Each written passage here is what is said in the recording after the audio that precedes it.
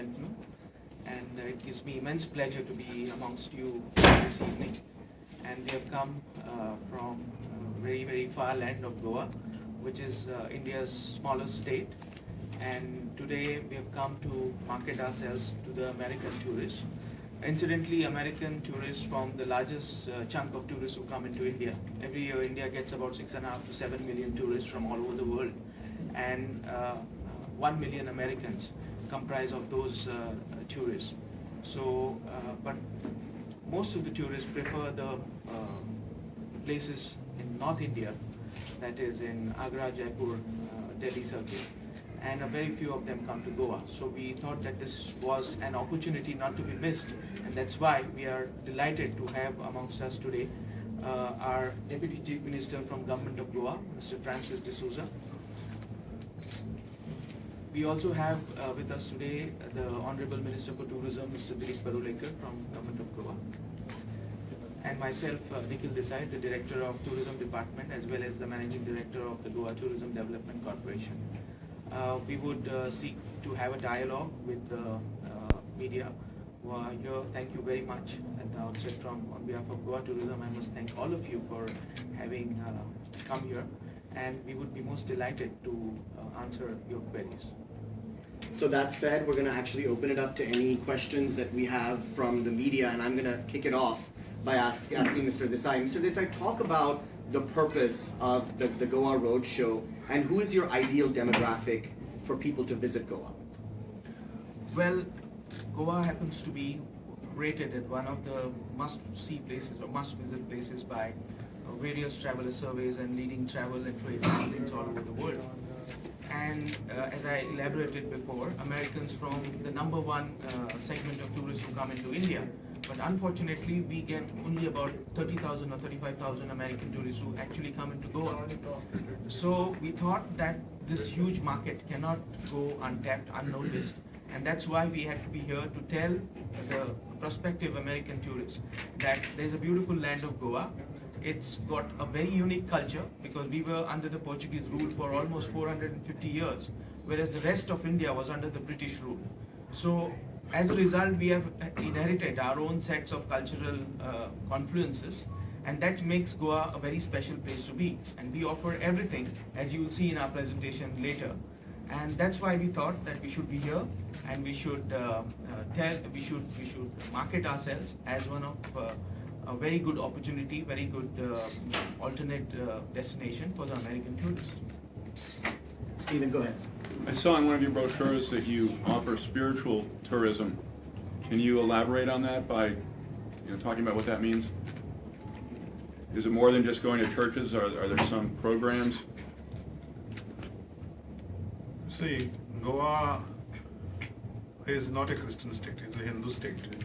70% Hindus are there, about 25% Christians, and Muslims about 5% and the others. The fact is that it's a land of temples and churches. Every village, every small town, there's no concept of villages in America. You could call it a small town. Every town has a church and a temple.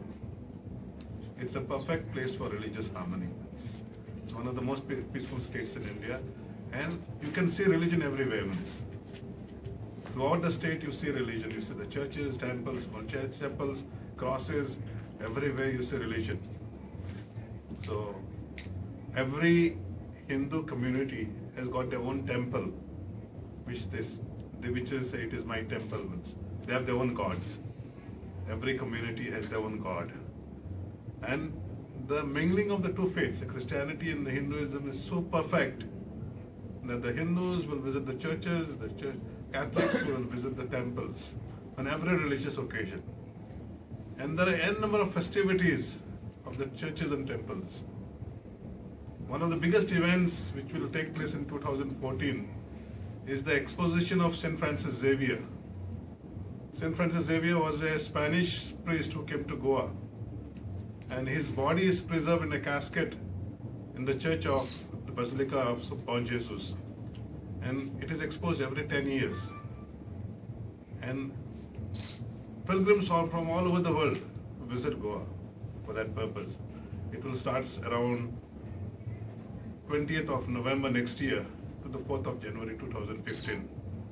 It's a very big event for the Catholics. And Catholics from all over India and the rest of the world all try to come to Goa for that purpose.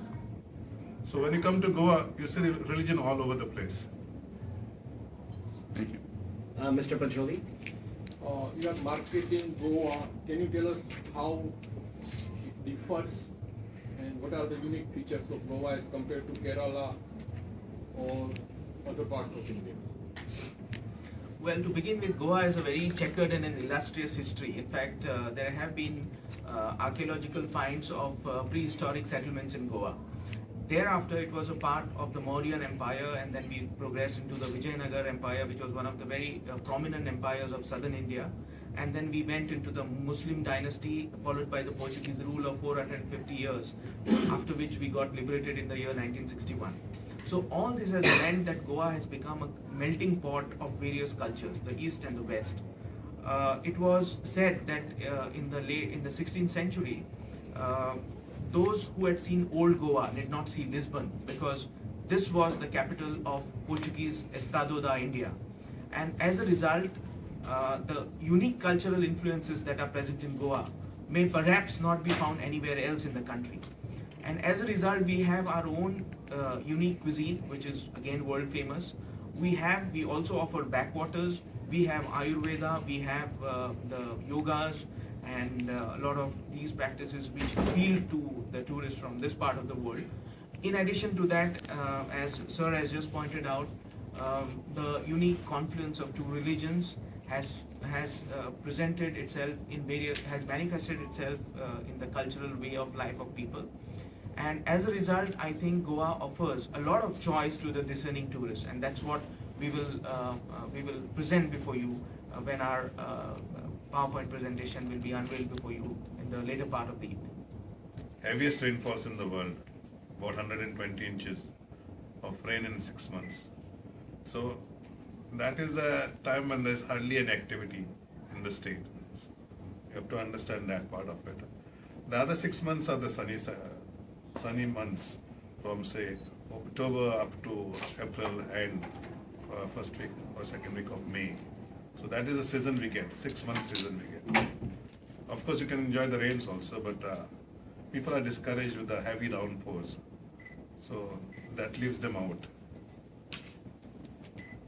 And your second question was? Well, so basically, is there also a major attraction any time of the year?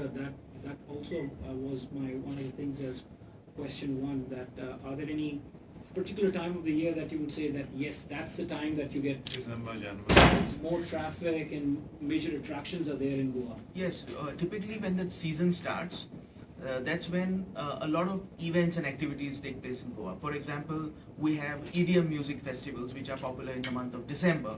Then we have our own heritage festival. Then we have India's biggest wine festival which happens in Goa. Then we go towards Carnival and Food Festival which happens in the month of February typically. Then we go towards the Holi Festival or the Shigmo Festival which happens in March. And thereafter we go in for some more events like, so every month or so there has been some kind of event or activity which the Goa tourism has been trying to formulate and present before the tourists. But Goa has the right blend of nightlife and various other options which the tourists find to be very attractive. And as a result, the moment the season starts in the month of October, that's when we get a lot of tourists, but international tourists typically come to the state from the months of October till somewhere in the month of March, after which it gets a bit too warm and humid, as a result of which then we get the inflow of the domestic tourists during the rest of the period of the year. Monsoon tourism is also emerging as a very popular activity of late because Goa gets a lot of MICE tourists during this period of the year, because those are the typical months when one gets the best rates for the hotels, conferences. Monsoon weddings have become very popular. So it's becoming a fair toss-up and a mix of the off-season activity and tourism followed by the peak months of tourism, which kick off from October and go on till end February or early March. And talking about the quality and the international standards, how do you ensure that? Well, the government of Goa has been very serious in giving the best of infrastructure for the tourists. As I speak to you, there are almost 35 projects worth millions of rupees that are being poured into this particular sector to see that proper amenities and facilities are created for the tourists. We are India's only state which has a certified lifeguard program, which has been further enhanced to beach patrolling during night, especially to make our beaches safer, especially for women tourists. We also have embarked upon an integrated beach cleaning drive, and so on and so forth. So many of these activities are being put forth together by the government of the day to see to it that tourists are exposed and are given world-class amenities in the state.